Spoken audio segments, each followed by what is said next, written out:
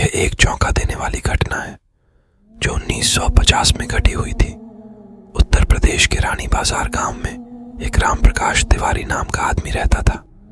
उसकी 5 साल की लड़की थी। उसे कैंसर की बीमारी थी और उसकी कई जगह से इलाज कराने के बाद भी वह जिंदा न बच सकी। रात के 1 बजे उसकी मौत हो गई।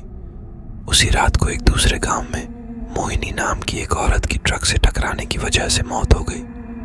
मृत के परिवार वाले लोगों ने उस औरत का दाह संस्कार कर दिया।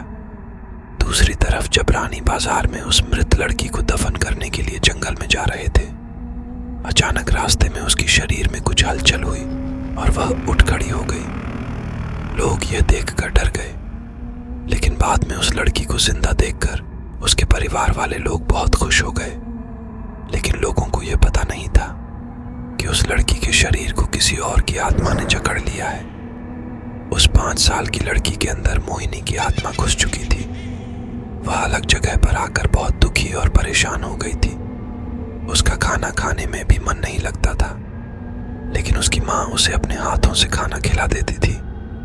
एक दिन वह लड़की अपनी माँ के साथ उसके मामा जी के घर जा रही थी और रास्ते में अचानक वह जगह आई जहाँ मोहिनी की ट्रक से मौत हो गई थी।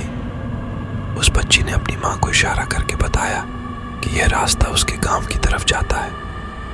उसकी माँ ने उसकी बातों को अनसुना कर दिया और अपने मामा जी के घर पहुंच गई। उसके मामा जी के घर के पास मोहिनी के गांव की एक औरत सिमरन किसी काम से आई हुई थी। मोहिनी की आत्मा ने उसको पहचान कर उसको आवाज देने लगी। सिमरन को लड़की के मुंह से अपना नाम सुनकर आश्चर्य हुआ।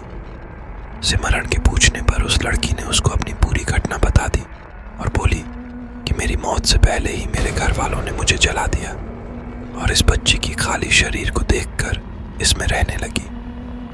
जब सिमरन ने यह बात सुनी तो उसने अपने गांव जाकर सारे गांव वाले लोगों को यह बात बता दी और उसका पूरा परिवार मोहिनी से मिलने आ गया। उस लड़की ने सबको पहचान लिया और वह अपने पूरे परिवार के साथ अपने गांव चली गई और उसने वापस रानी बाजार आने के लिए मना कर दिया, लेकिन लोगों के समझाने पर वह मान गई। इस तरह वह दोनों परिवारों के साथ रहने लगी। इस कहानी से पता चलता है कि कभी किसी की अधूरी इच्छा पूरी ना हुई हो तो उसकी आत्मा किसी और के शरीर में जा सकती है।